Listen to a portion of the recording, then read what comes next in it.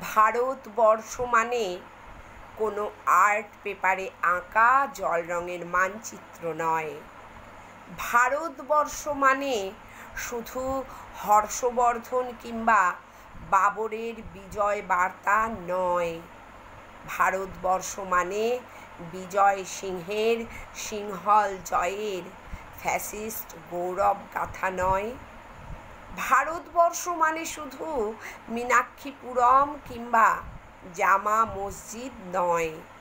ভারতবর্ষ মানে নেহেরুজির বংশানুবৃত্তি কিংবা জিন্না সাহেবের অলিখিত শ্বেতপত্র নয়। ভারতবর্ষ মানে এক ভালোবাসা, আমার তোমার, শব্দের, সঙ্গীতের, জীবনের, আকাশের, মাটির।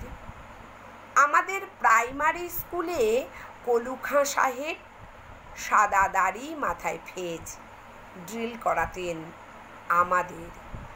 ডান বাঁ ডান বাঁ সস্নেহে সতর্ক করতেন। বাপা সকল পা আর হাত মিলিয়ে মিলিয়ে ফেলো। কলু খাঁ সাহেবের গোড়ের মাটিতে আজ ফেরেস্তার হাসি ভারতবর্ষের চেরাগ হয়ে জ্বলছে। বদ্রমিঙার হাতের কর্ণিকে শিব মন্দিরের গায়ে কত ফুল কাটা, আর তার জোগাড়ে হয়ে মশলা মাখছে ঈশান বাউরি, নিয়ামত শেখ আর গোকুল মাহাতো এক পাটাতনে ধান ঝাড়ে। সোনালি গোবিন্দভোগে খামারে ঠিকরে পড়ে সোনালি আলো। পদন মাঝি দাঁড় টানত যুবতী গঙ্গায়, বৈঠা ধরত হোসেনুর মাঝি। সামলে চলো মাঝি, ছামুতে কাঁচা খাকির গাং, চোরাবালির চর আর ঘূর্ণি জলার ঘাট।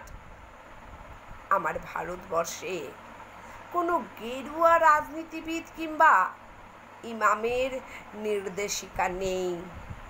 এখানে কোনো সংহিতা হাদিস ছাড়াই কোজাগরি চাঁদের অকৃপণ আলো পড়ে ঈদগার উপর, আর রমজানি চাঁদ তুলসী মঞ্চের গায়ে পূর্ণ আলো দেয়।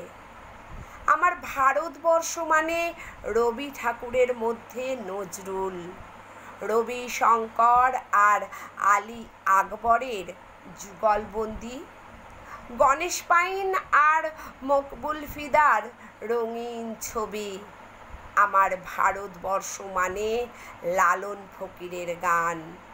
আমার ভারতবর্ষে আমি শুনেছি মোহাম্মদ রফির সঙ্গে লতার ডুয়েট, দেখেছি পাল্লা দিয়ে আজাহারের সঙ্গে শচীনের দৌড়, খেলার মাঠের প্রান্তে দাঁড়িয়ে শুনেছি নইমুদ্দিনের তদারকি চিৎকার, বিজয়ন, আকিল, কুলজিৎ, বাইচুং, মাঠটাকে আরো বড় করো, আরো বড়।